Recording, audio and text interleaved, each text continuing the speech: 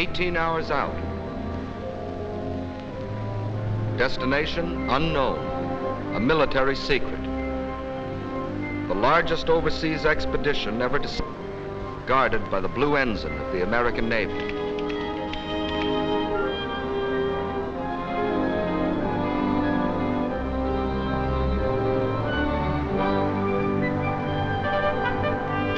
Southwards from Britain, some 3,000 miles away, an even greater convoy, twice the size, moves in its appointed place across the seas, shielded by the white ensign of the British Navy. Destroyers in close support, cruisers on the flanks, and beyond the horizon, the battleships. From the decks of aircraft carriers, and from the shore, planes of the Fleet Air Arm and Coastal Command patrol the skies and search the seas, advance outposts of an elaborate protective screen. East-northeast, the American convoy. Southwest by west, the British. Nothing like these two armadas had disturbed the waters since the world was made. This is a combined operation. An operation that began some 4 months earlier in Washington, D.C. The President of the United States welcomed the Prime Minister of Great Britain. The gravity of the moment had brought them together. The lights burned all night that night in the White House, where the two leaders met with their combined chiefs of staffs. For this was the picture taking all too definite form in the minds of the civil, military, and naval leaders now locked in secret conference. Two Axis spearheads were headed east. In the north, von Bock was hewing his way through the Ukraine to the Caucasus. In the south, Rommel was driving toward the Egyptian border. These two spearheads were intended to meet in Iran and head eastward towards India. In the Orient, Japan had occupied the coast of China, the East Indies, Malaya, and Burma in preparation for the drive westward through India. If these two enemy spearheads were allowed to meet, Russia and China, except for their remote Arctic ports, would be completely isolated. Japanese raw materials and German production would be combined. The peoples of Europe, Asia, and Africa, 7/8 of the world's population, would be enslaved. By morning, a decision, both bold and revolutionary. Bold because in this, our darkest hour, we dared to take the offensive. Revolutionary because that offensive was conceived, planned, and executed by the peoples of two nations. The time and the place had been agreed upon. The code name for the combined operation was Acrobat.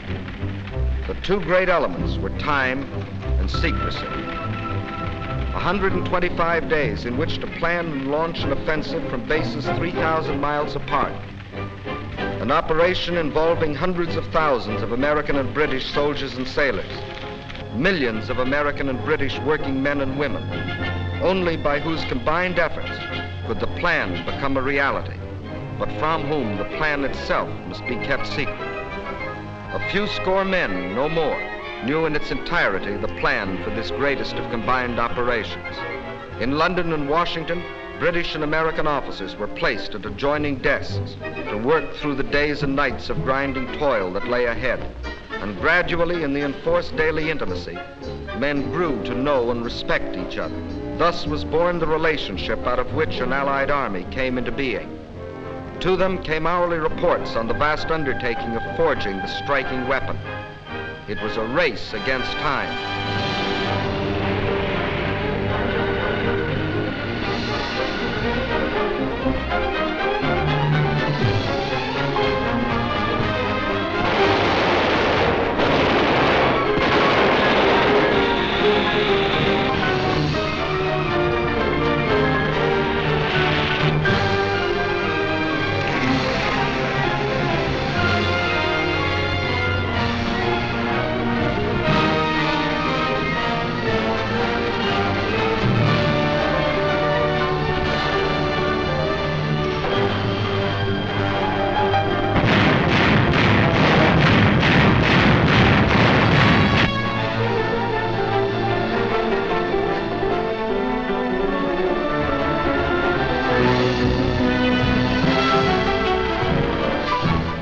United States, men and supplies poured eastward toward the Atlantic seaboard.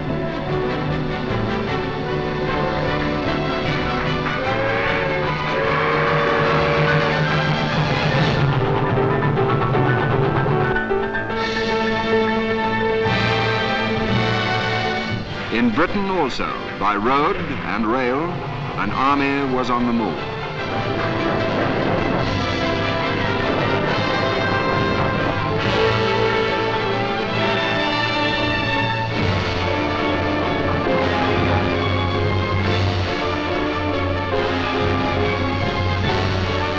By day and night, the dockers worked. Records were broken in tonnage put aboard in one shift. For every soldier, British and American, 10 tons of equipment.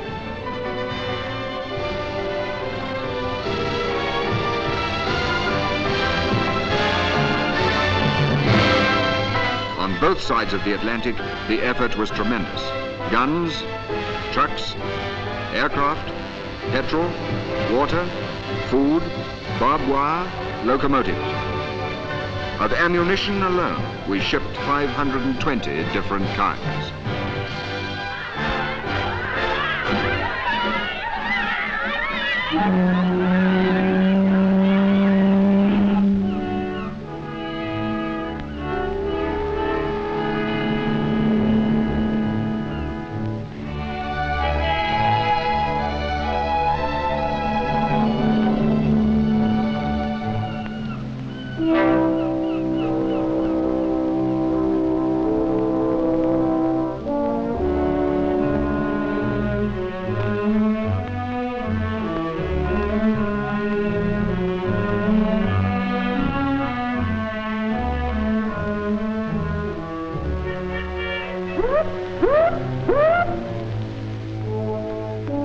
And every ship sailed on time and in absolute secrecy.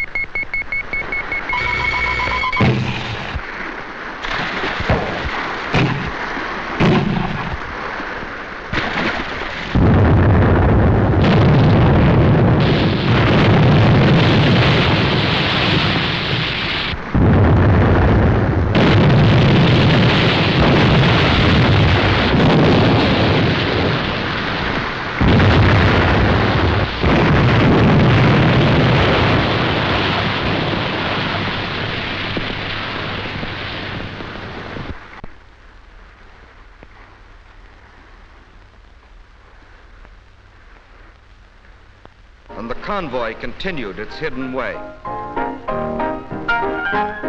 My name's McAdams, Joe McAdams, Kansas City, Kansas, private first class. I was on one of those ships you're looking at, part of the biggest show on earth and didn't know it. Too darn many ships to see all at once. Well, we'd been hollering for action. Now we were going to get it, but we didn't know where. Norway, France, Italy, China.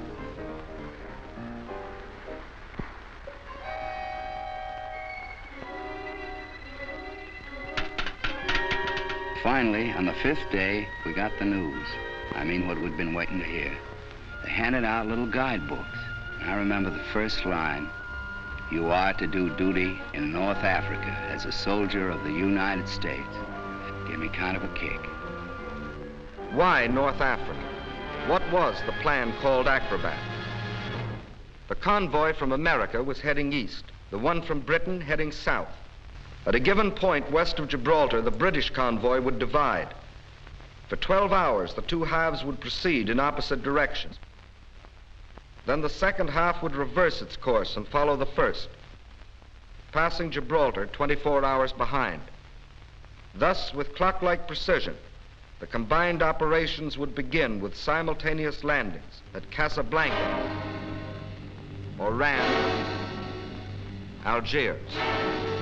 Casablanca to protect our flank against an Axis attack through Spanish Morocco. Oran and Algiers to secure bases from which to press eastward. Then the occupation of Tunisia, from which we could cut Rommel's supply lines across the Mediterranean. Next, to trap and destroy Rommel's Afrika Corps between our allied forces and the British 8th Army.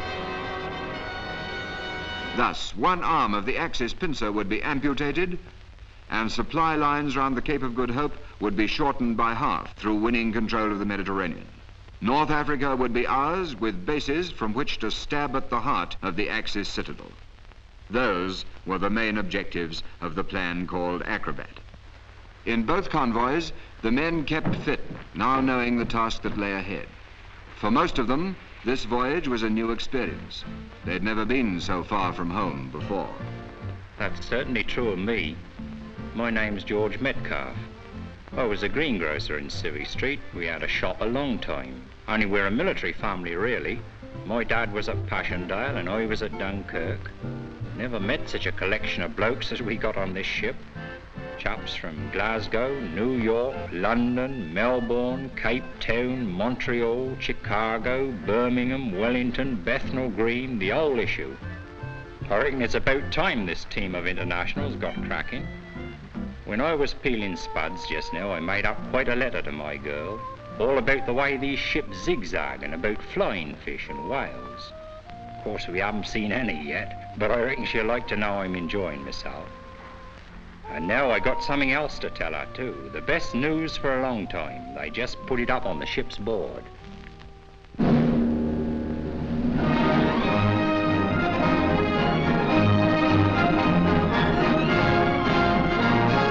But the 8th Army's offensive was only one phase of a larger strategy. Included therein, the bombings of Genoa,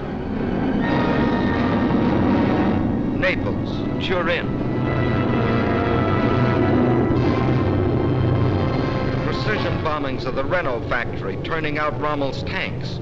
All these a part of the plan called Acrobat, of which the enemy still knew nothing.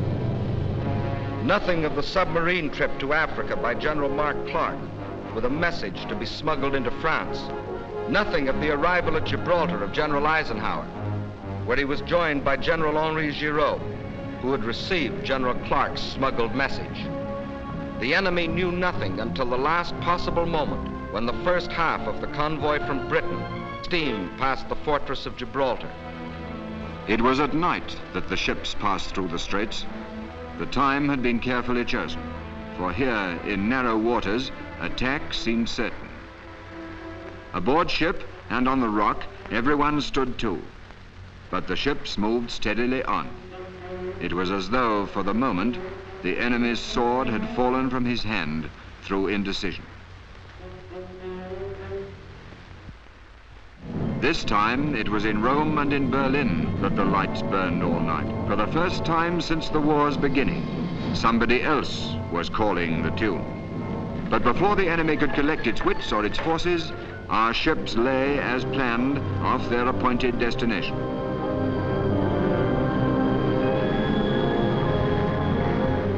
Events planned 4 months earlier moved to a climax. Off Casablanca stood the convoy from America.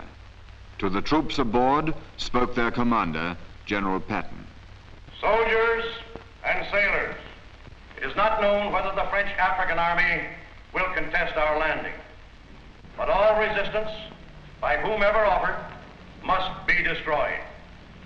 However, when any of the French soldiers seek to surrender, you will accept it and treat them with the respect due a brave opponent and future ally. Remember, the French are not Nazis or Japs. November the 8th, 1942. Orders of the day.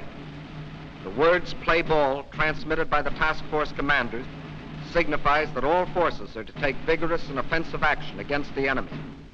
A large searchlight shown in a vertical position at night signifies that the enemy has agreed to the terms of the Allies.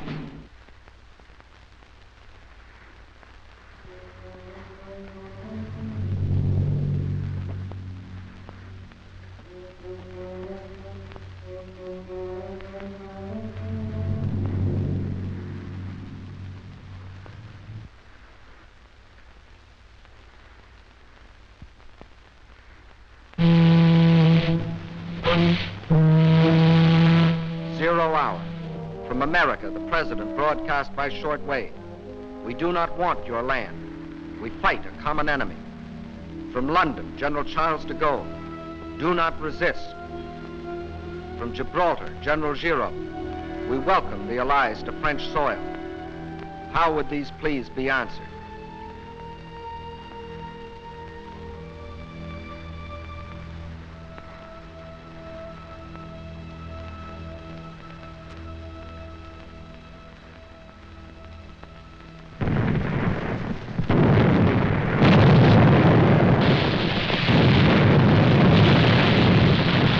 Play ball.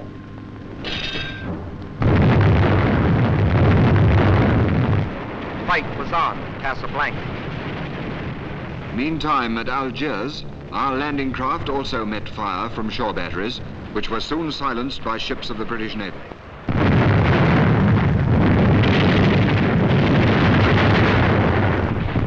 Here, too, the French troops ashore were asked by radio to indicate a friendly attitude by throwing their searchlight beams vertical.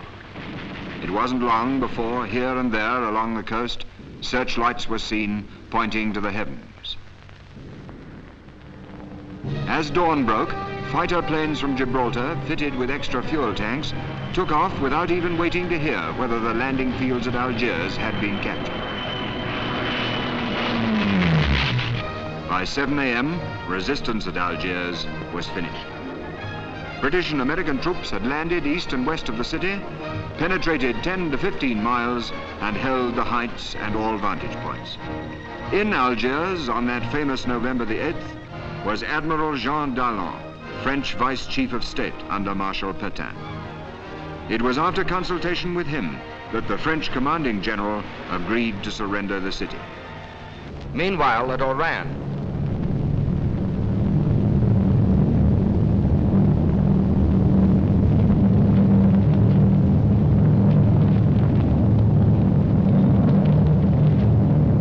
American paratroops and airborne infantry, flown from Britain 1,500 miles away, had landed to capture airfields, while other American troops had poured ashore on the beaches, protected by the British Navy.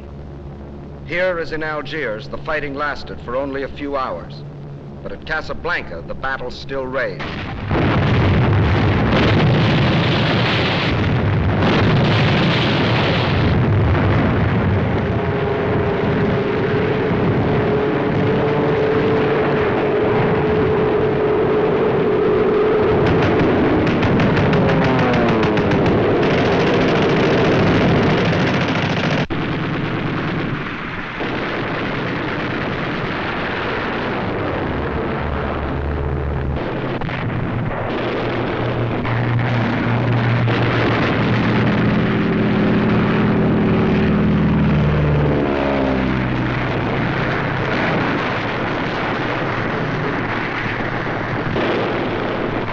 Batteries and the heavy guns of the French battleship Jean Bart and several cruisers, destroyers, and gunboats put out a devastating fire.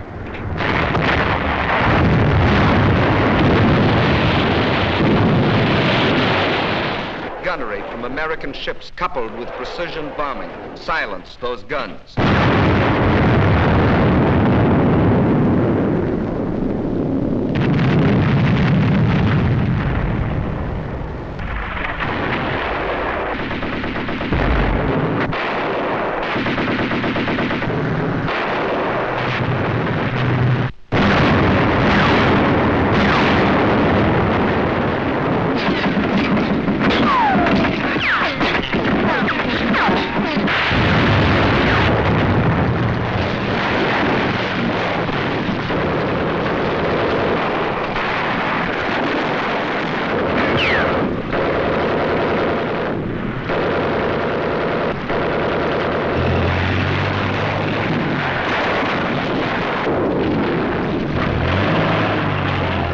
Striking inland from the beaches north and south of the city, shock troops cut the railways, other lines of communication, then converged upon the town.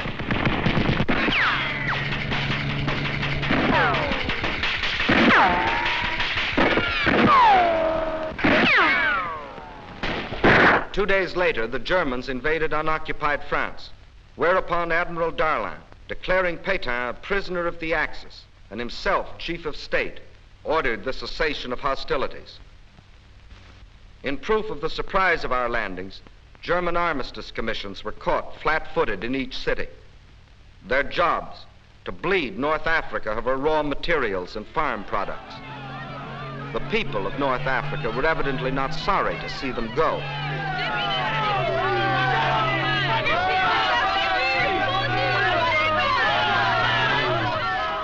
Events moved swiftly. To Algiers came General Anderson, commanding the British First Army. General Giraud took command of the French land forces. United under General Eisenhower, they were ready to take the field. Once more, the tricolor, the Stars and Stripes, the Union Jack flew side by side.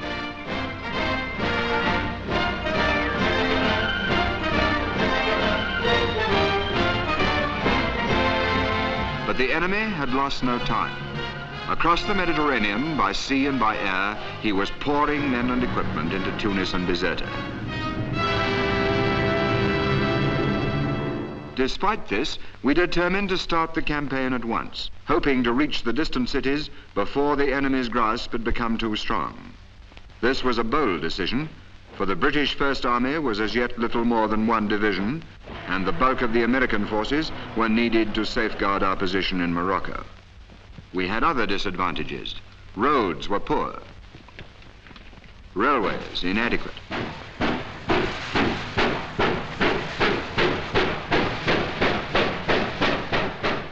The enemy beyond the mountains had short supply lines from Sicily and Sardinia. Our own, stretching forward from the improvised base at Algiers, were 4 times the length. Even more important, we lacked as yet forward airfields, whereas the enemy in Tunisia had all the permanent airfields he needed. In less than a month, the weather would break. Could our slender force, in the last days of autumn, achieve a flashing success against time and a stronger enemy? With immense energy, the attempt was made. By road, Allied infantry, tanks and artillery moved towards the hills. By rail went General Giraud's men with mules for mountain transport.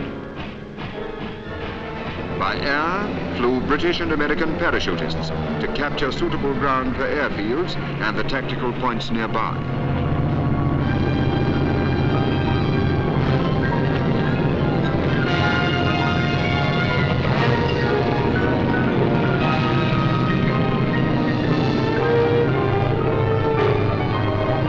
By sea went commandos to Bougie and Beaune, the latter 300 miles to the east and only 60 miles from the Tunisian border.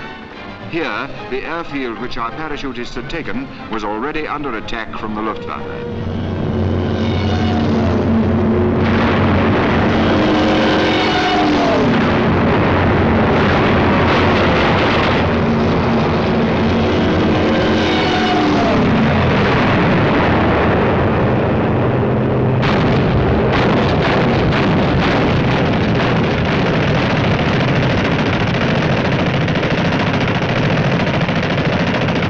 It was our only permanent forward airfield and had to be fought for repeatedly.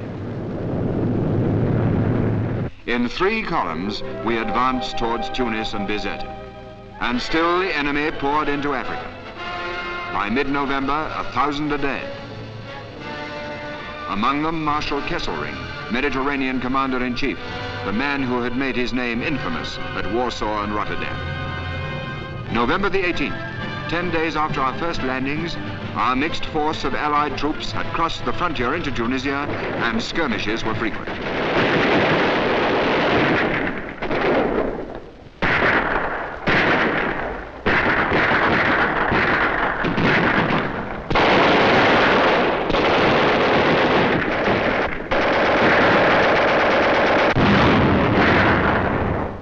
On we went, Small units of French, British, Americans held up here, gaining there, fighting roads as well as Germans, but pushing on.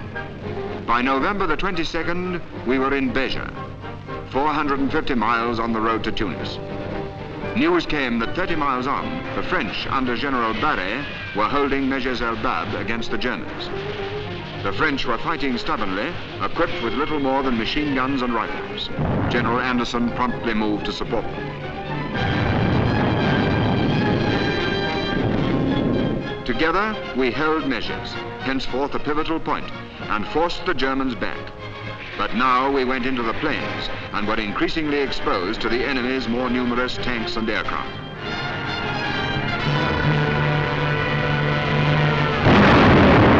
November the 25th, the first real tank clash.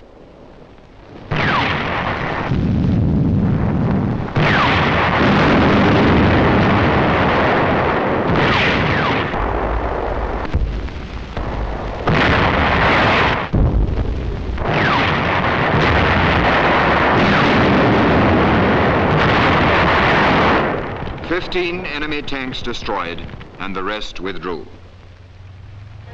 And on we pushed towards Tunis and Bizerte, racing against time and the weather. 60 miles from Bizerte, 50 miles, 40 miles. Our supply lines inexorably thinning, our reinforcements fewer and fewer. 30 miles from Bizerte, 20 miles, 18 miles from Tunis, 16, 15. And from the hills, our patrols saw the city. But now the enemy attack rose to a crescendo.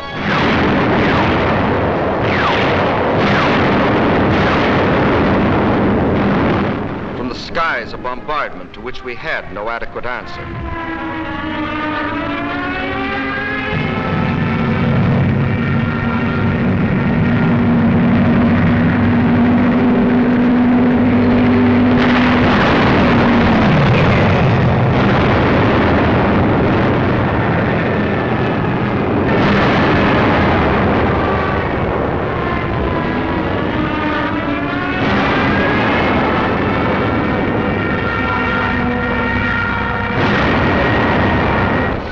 Supplies were far outrun, our casualties heavy. Even as the goal was in sight, the race had been lost. This first thrust, this adventurous gamble had failed. We fell back to the protection of the hills.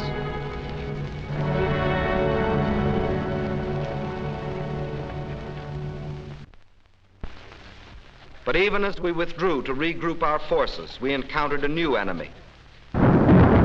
Winter was upon us. Our hastily improvised airfields were flooded, our planes earthbound.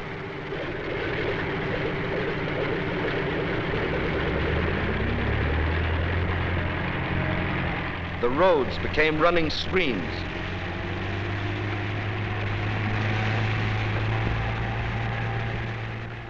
Our tanks immobilized.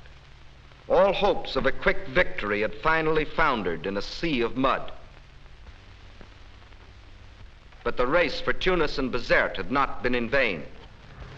For our battle lines, now stabilized, ran south from Mejes el Bab through Usultia, Faid, Maknassi, and Gafsa, along the barrier ridge of mountains known as the Great Dorsal, which separated the German-occupied coastal plain from the mountainous regions to the west. German expansion was possible only through a series of passes traversing the Great Dorsal, and all through the winter months we held those passes against incessant German attack.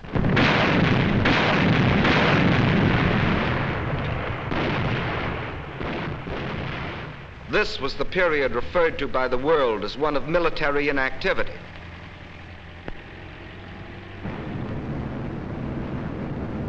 A period during which we sustained nearly half the total casualties incurred during the whole North African campaign.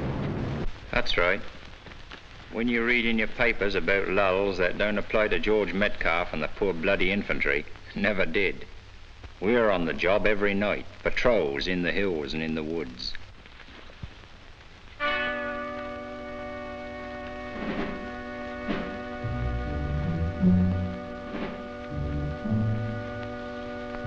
Off we go with some Brens and Tommy guns and a few Mills bombs, and if we're lucky, we scupper a few Jerrys and bring a few prisoners in. Old Fred Parker's the best. He was a poacher. That's second nature to old Fred.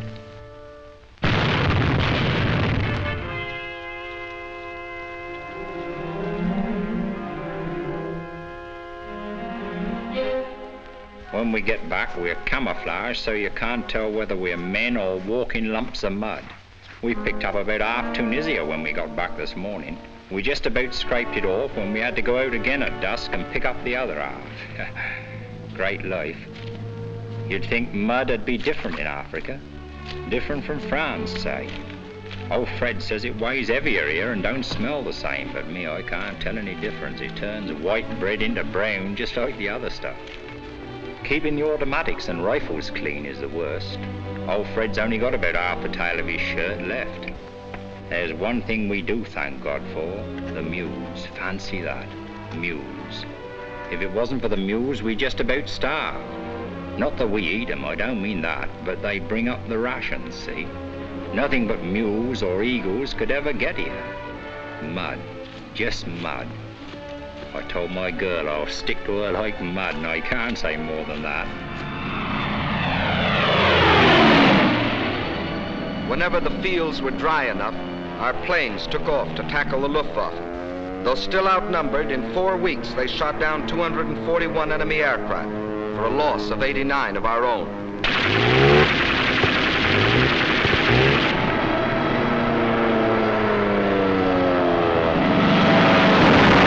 Further back, day after day, the Strategic Air Force was taking off to kill the enemy's effort at its starting point. Liberators from the east, fortresses from the west, went forth to destroy enemy bases in Italy, Sardinia, Sicily.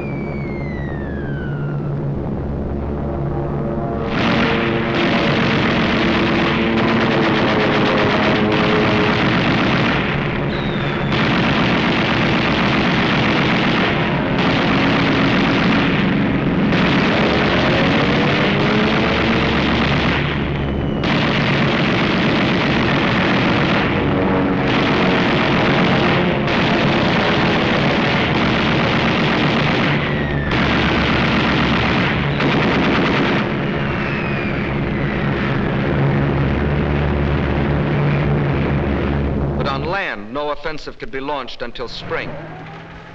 Against its coming, there was to be on either side of the great dorsal a building up of power.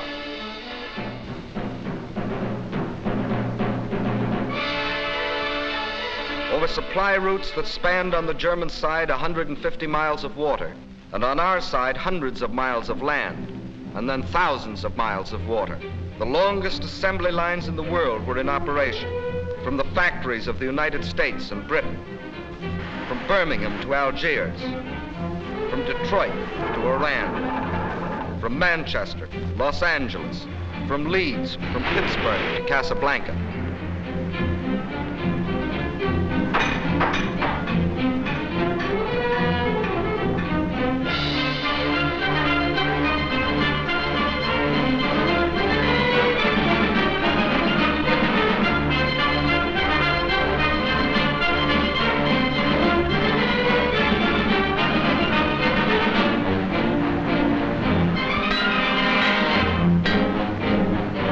Whole trains were assembled on the spot, loaded with freight and sped forward.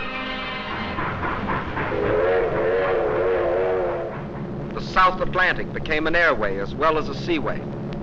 From Brazil, flights of P-38s equipped with extra fuel tanks were flown across the seas. Each flight led by a flying fortress which provided navigation. From Gibraltar, aircraft which had been brought by ship from Britain and reassembled on the Rock were flown off to Tunisia. Nearly 1,500 planes reached the front by this route.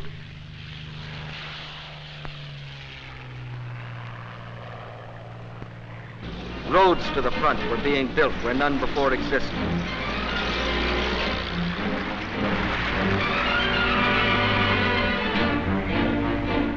On wet, still unfinished landing strips, giant planes sat down with cargoes of materiel. Our reservoir of power was filling up.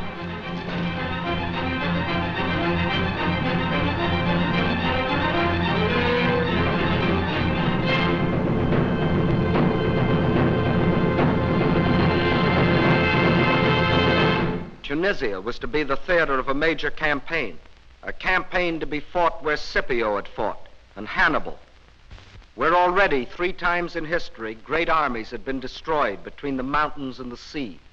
These hills and plains were again to echo to the tempest of battle. Not now the trumpeting of elephants, but the crash of tanks and artillery. Not now an empire, but a way of life at stake.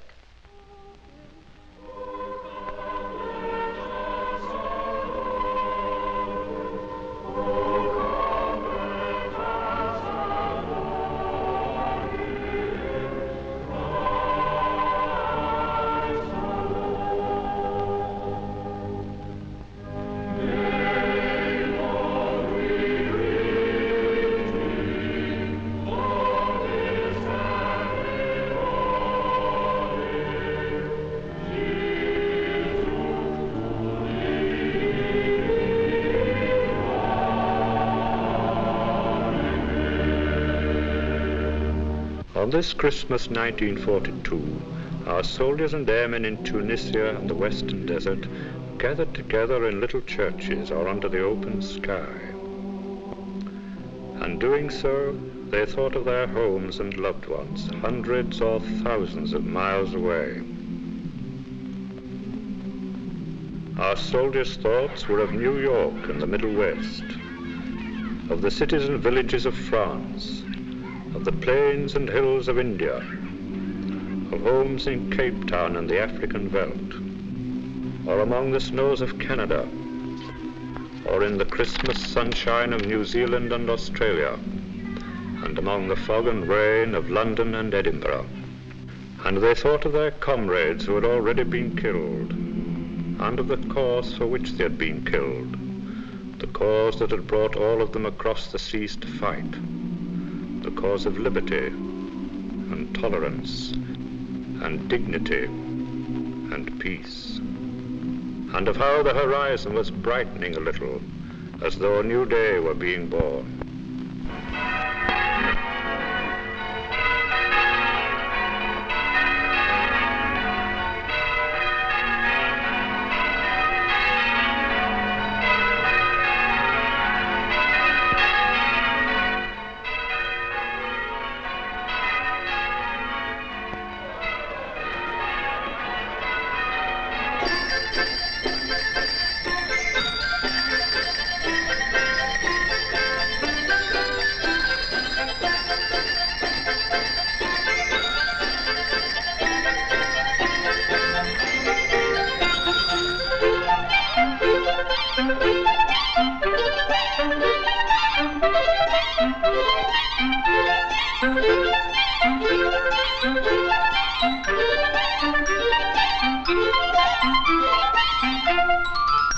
A lot of us guys got packages at Christmas.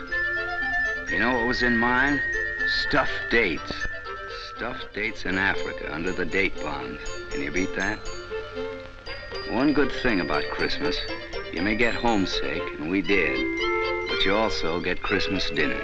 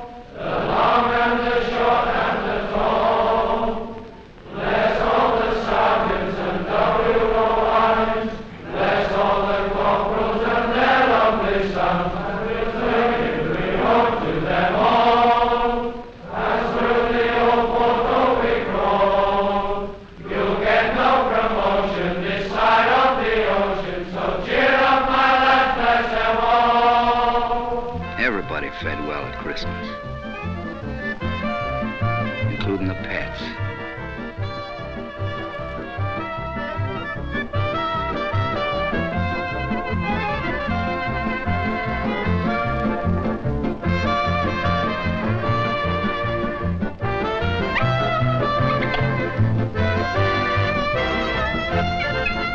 Along about now, we began to take notice of the kids. First off, they were kind of shy. But Arab kids are no different from the kids back home when it comes to candy.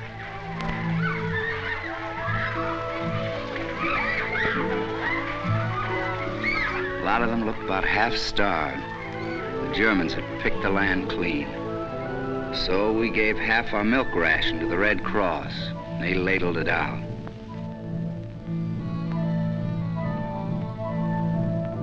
Off duty, we just roamed around, looked. And we saw some mighty strange sights.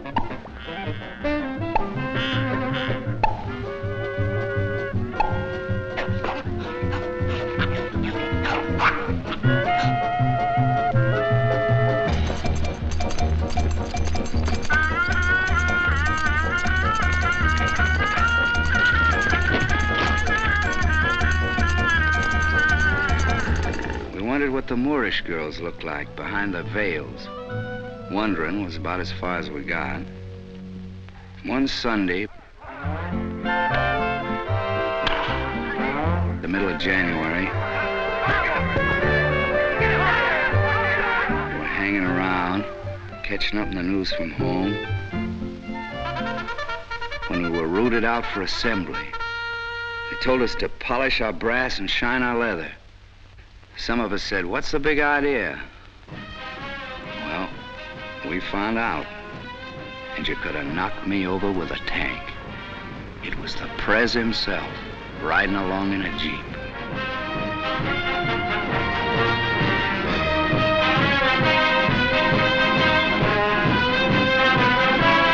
When we saw Mr. Churchill come in, not puffing his cigar, we knew something big was cooking.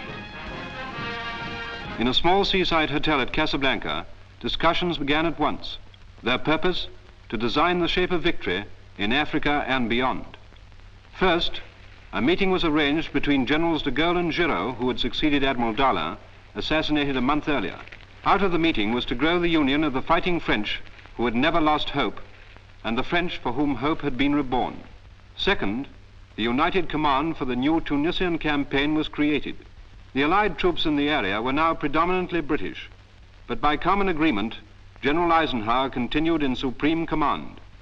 As his deputy commanders, 3 British officers, General Alexander on land, Admiral Cunningham on sea, Air Chief Marshal Tedder in the air.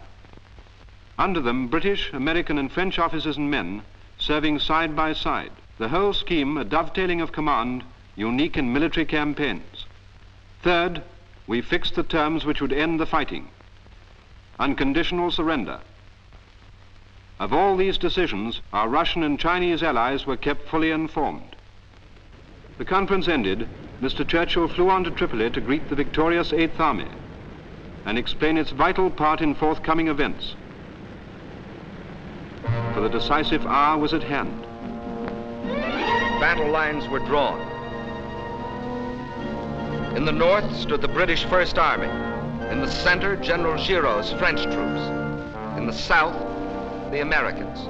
Further south, a small group of fighting French had completed its historic 1,500-mile march and taken up positions on the left flank of the British 8th Army, which faced the formidable Mareth line, behind which barrier Rommel's army, after its long retreat, had entrenched itself. Tunisia was gray with German troops, 15 full divisions.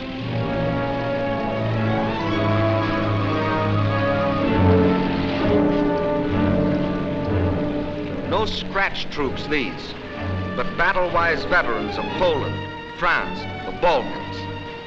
They, together with 7 Italian divisions, were armed with the most modern types of equipment, including the newest fighters and bombers of the German Luftwaffe. The German orders were, hold Tunisia at all costs, keep control of the Mediterranean. Rommel, standing behind his Mareth line, saw that he must soon be faced with an attack in the rear from the Allied armies along the Great Dorsal, as well as an assault by the 8th Army at Meredith. He therefore struck first, in an endeavor to remove the menace behind him.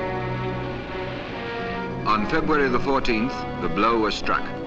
Heavy armored columns burst out of Faid Pass in the mountain barrier and through into the valley beyond. In the face of their onslaught, Allied armor withdrew with heavy losses. By the 21st, the enemy had forced his way through the Kasserine Pass, and his armored columns were advancing in a three-pronged thrust. One main column aimed at Tabessa, our supply base in southern Tunisia, and another at Thala, key town in our lines of communication. Almost within sight of his objective, he was halted. American, British, and French forces all stood immovable against the final impact, and in counterattack broke it, while Allied air power pounded Rommel's lines of communication and supply. The threat was ended.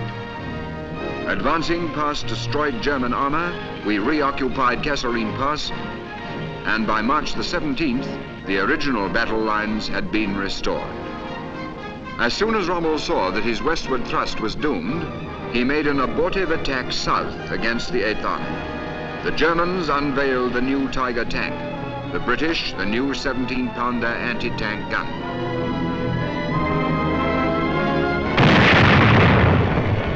"52 Tiger tanks were left burning hulks. From then on, the initiative was ours."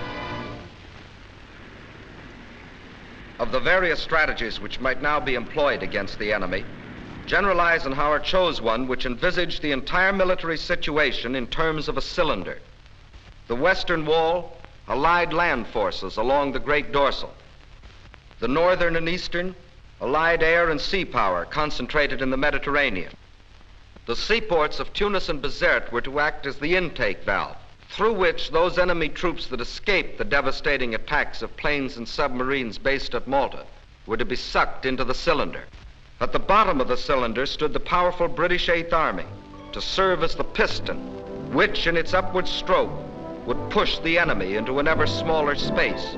Still in possession of the enemy were certain high hills to the west of Tunis and Bizerte. Their capture was an essential part of the entire strategy, for these hills were the spark plug, which, when the piston had forced the enemy into a state of high compression, would explode the combustible mass. That was the final strategy. To succeed, perfect coordination would be necessary between land, sea, and air forces. The Northwest African Air Force, commanded by General Spaatz, was divided into 5 major groups, of which 3 were combat. The Strategic Air Force, under General Jimmy Doolittle. These were the big boys, the long-range bombers, pounding away at enemy bases and shipping. The Coastal Air Force, under Air Marshal Lloyd. Day and night fighters, these, protecting ports and convoys. And finally, the Tactical Air Force, a new conception of air power developed by the British in the Middle East.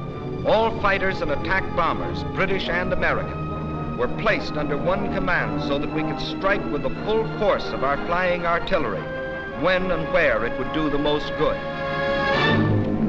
Air Marshal Cunningham in command of this group and General Alexander in command of all ground forces lived and worked side by side in a tent camp in the Tunisian mountains. Theirs was a complete partnership, and in it lay the pattern of ultimate victory. By the middle of March, the stage was set. The first move was up to Air Marshal Cunningham.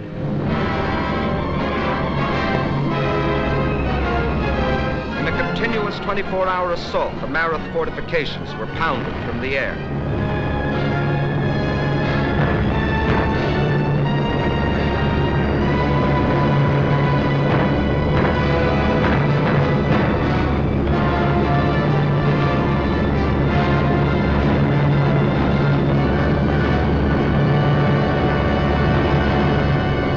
Then General Alexander gave the signal for the piston to begin its upward stroke. Montgomery, looking ahead, had planned the Meredith battle 3 months before. he would strike after a barrage and in moonlight, as at El Alamein. But simultaneously, he would begin an outflanking movement on the left. The frontal blow had to cross a gorge, the Wadi Zigzag, and create a bridgehead under cover of which tanks and artillery could cross the Wadi before the enemy's counterattack in force could be met. 3 days before the attack, it rained heavily.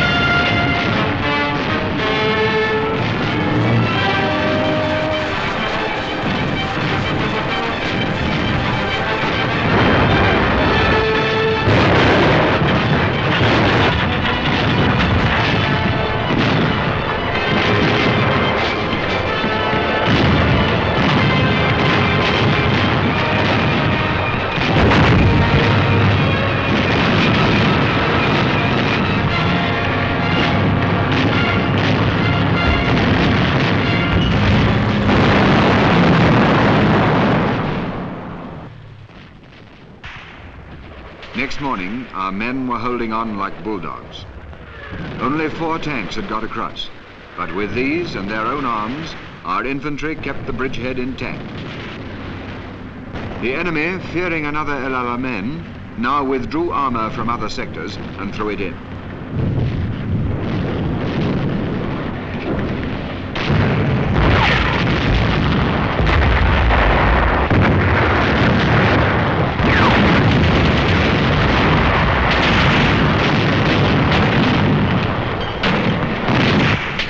Whilst this battle raged, our outflanking left hook by General Freyberg and his New Zealanders, reinforced by the 1st Armoured Division, was racing across 150 miles of desert towards El Hama.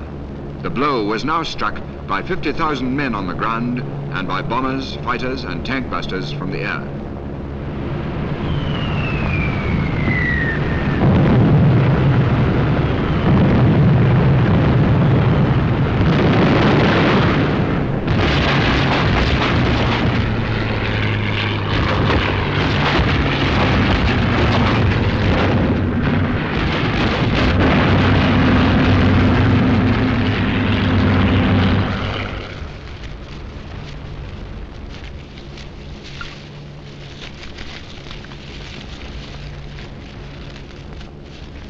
The Germans, pinned down by the Northumbrians at Meredith, moved their armour too late.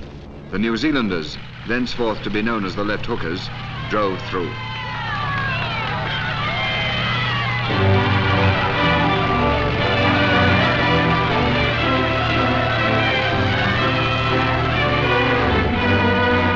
The Meredith line had been turned.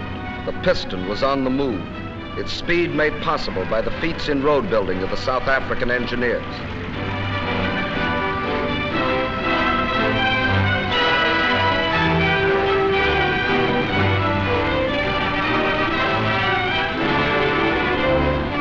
Air and naval forces shelled and bombed all along the seawall.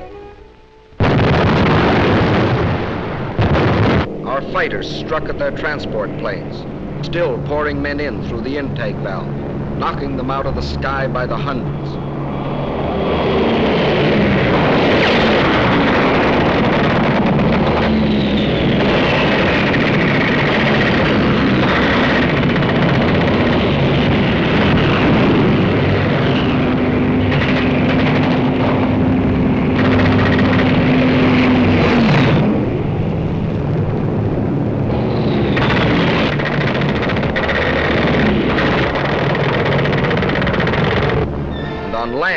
The British First Army was a constant threat in the north, while in the center the French had attacked at Pichon, and further south the Americans had broken through to El Guitar and McNassy, thus enforcing constant pressure all along the land wall of the cylinder.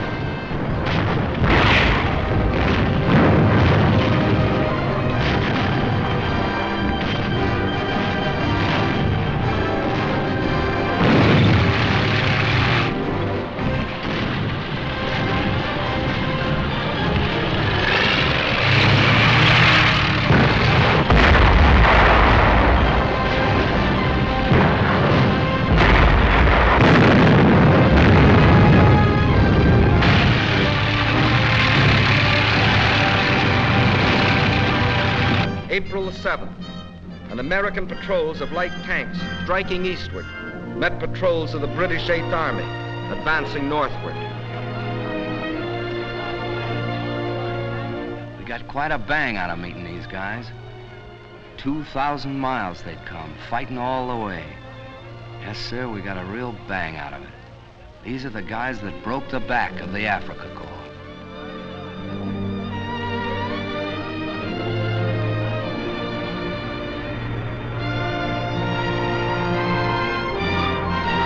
Still, the piston pushed relentlessly on. April the 10th, Sfax fell. April the 12th, Sousse. And on April the 20th, after exactly 30 days of fighting and pursuit, the 8th Army had driven the enemy into the hills beyond Enfidaville. And in its wake was a great homecoming. What got me was watching those villagers coming back, mostly on little donkeys piled up with so much stuff you'd wonder how they carried it. Reminded me of the Bible somehow, you know, the donkeys and the hills behind and these folks trekking home. There was one old chap spoke a bit of English, and he comes up to me and old Joe McAdams and he says, "Thank you, thank you, thank you, thank you." And then he started shaking hands with us. I thought he was never going to let go.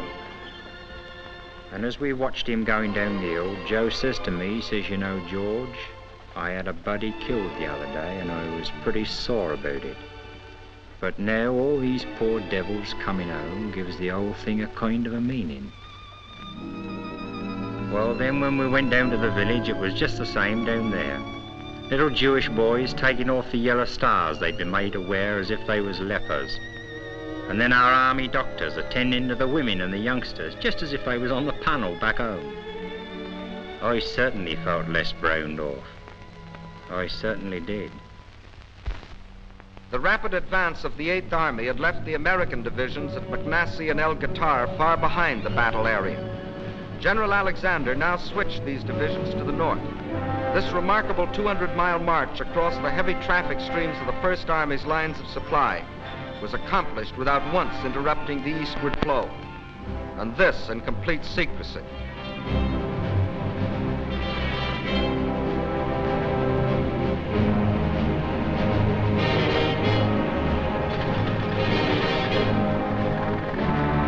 The piston had completed its upward stroke. The desired state of enemy high compression had been achieved. Now to capture the spark plug, the vital hills west of Tunis and Bizerte. This led to a number of major battles, of which 5 were typical. Hill 609, Longstop Hill, Gubalat Plain, Jebel Mansour, and Takruna. The 8th Army struck at Takruna. The French 19th Corps attacked Jebel Mansour.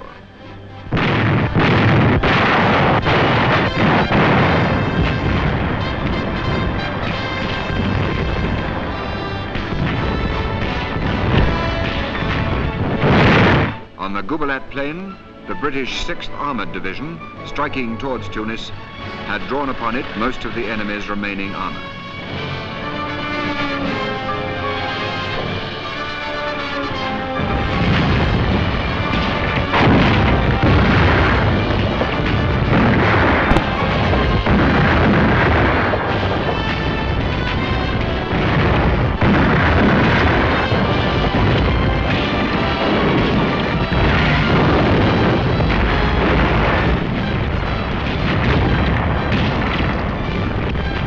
In 3 days of struggle, our main purpose was accomplished, the drawing to this battlefield of von Arnim's tanks and guns and their destruction. Meantime, the British 78th Division was pressing the attack on Longstop Hill.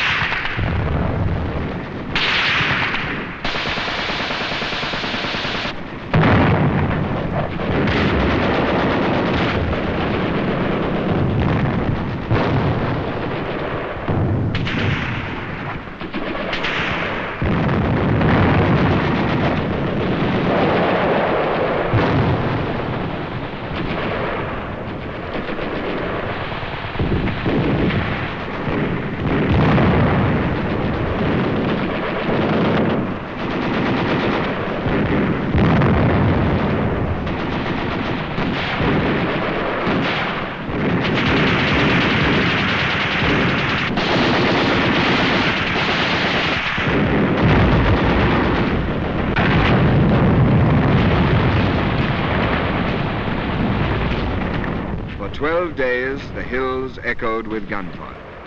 Positions were taken, lost, and retaken. When the German lines broke at last, their dead lay in hundreds, unburied on the battlefields.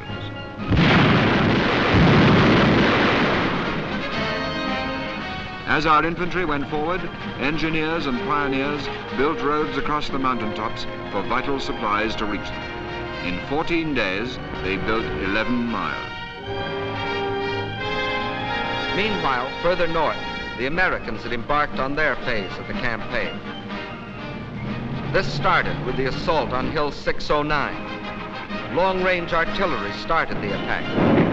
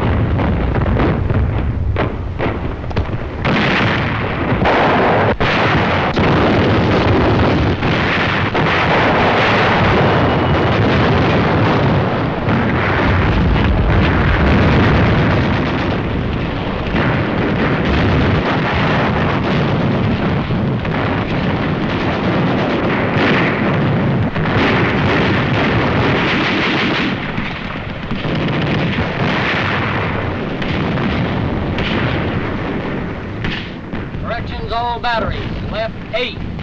Baker.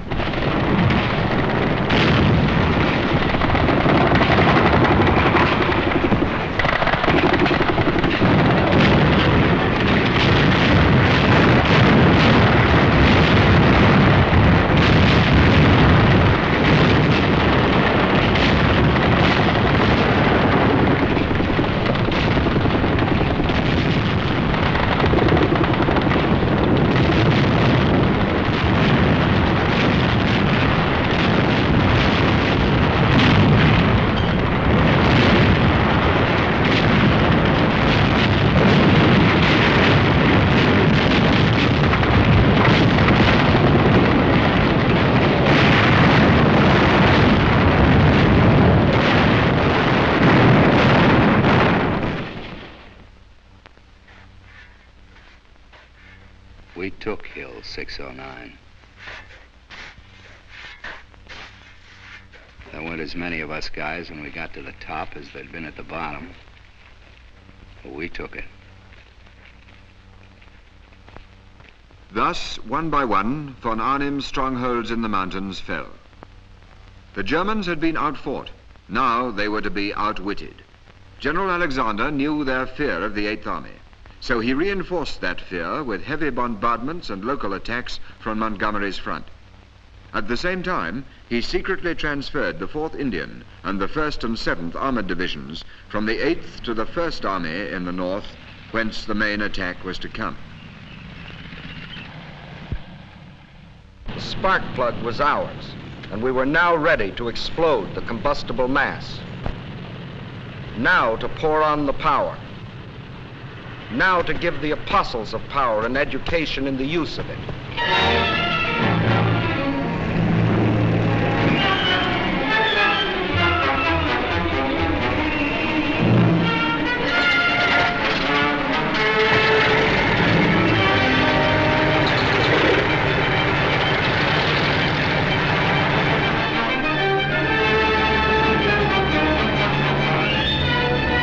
British and Americans in the air with everything that could fly.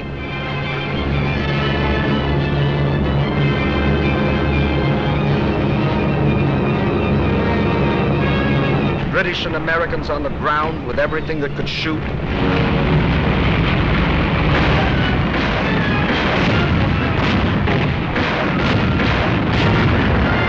French artillery, French infantry.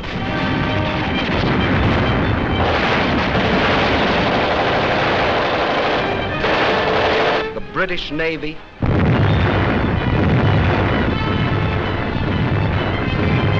all poured poured forth their concentrated fury.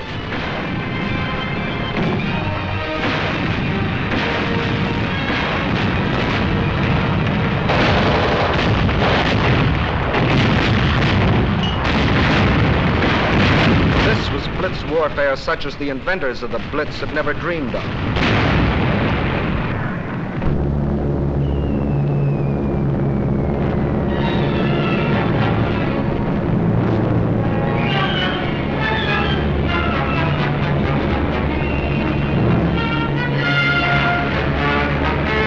The Nazis' challenge to the free world to fight or surrender was being answered.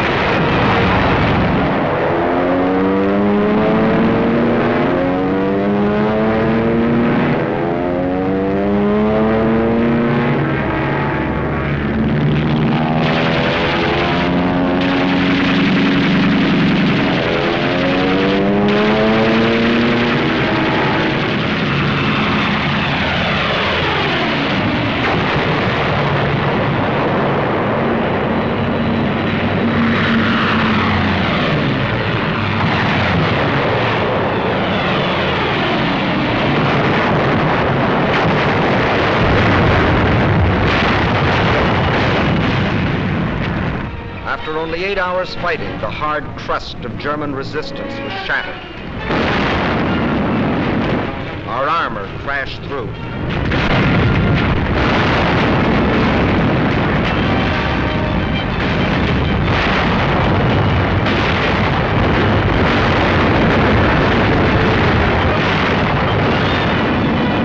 The Americans blitzed their way into Bizerte.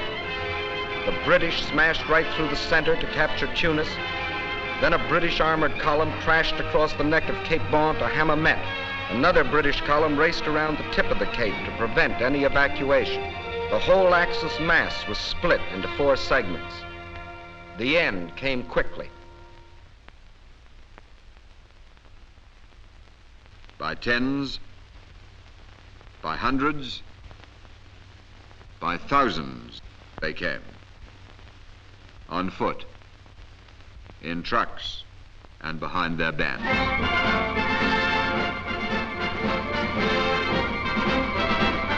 The greatest mass surrender of fully equipped troops in modern history.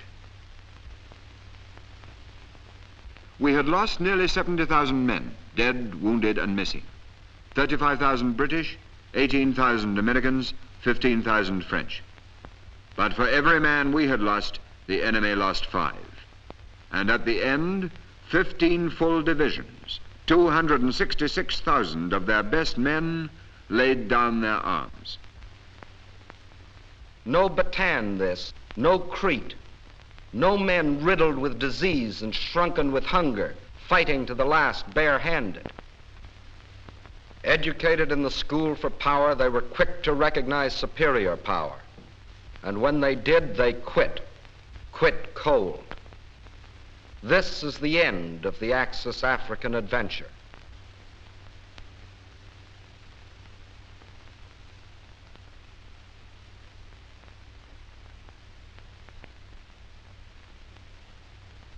After all the racket, seems funny, don't it, Joe? So quiet. Yeah. What's biting you, Joe? I don't know. I can't help thinking all the hard work that went into those burnt-out tanks and half-tracks and airplanes. Gone for nothing. Had to be done. Oh, sure it did. But still in all, think of all the trucks and automobiles and things all that junk might have been. I know. Bloody shame. Just because he was told that he was a Superman. Well, he never figured things out for himself. Never argued the toss, same as we do. Too bad he didn't hear some of our arguments at the old Dog and Fox back home. You know, I guess that's the real difference between us and them. We argue the toss, as you say, and they don't. Yeah, and when you don't argue the toss anymore, you aren't half a man anymore. Right. You're just a blooming tool, like a spanner or a saw or a gimlet. Maybe they like it that way. Maybe they do, but suppose somebody tried to use you or me like that, Joe. Suppose somebody said put that fella's eyes out or turn a hose pipe on that Jew or on that woman. Would we do it? What do you think? You and me, Joe, we may not always think alike, but we do think. You and me and old Alphonse and the rest, we certainly think all right. You know, George, I got an idea. Why can't we, after the war, the same work gang, I mean, keep on swinging together? What couldn't we do? You mean build more houses than ever was? Yeah, that's it. And ships, thousands of ships? Right. And food so as nobody be hungry no more? Yeah, building things up instead of blowing things up. Like, I don't know, like dams in the desert and roads through the jungles. Maybe bridges across all the oceans. We could do it, I bet you. Yeah, do all the jobs that wants doing and knock the block off anybody who wants to start another war. And bring the smiles back to the kids' faces all over the world. Boy, what a job. But just now, Joe, it's the same rough road. The same road you and me have just come. The same bloody hard road. And for quite a while yet. Boy, oh boy, what a job. Bringing back the smiles to kids' faces.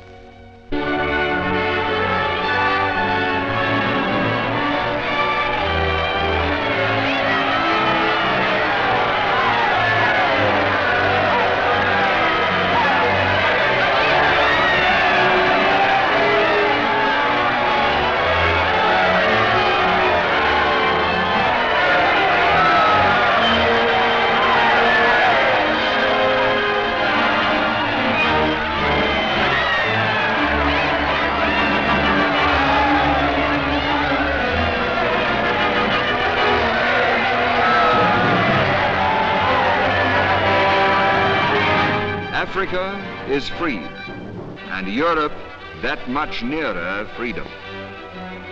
The liberating hosts are on the wing.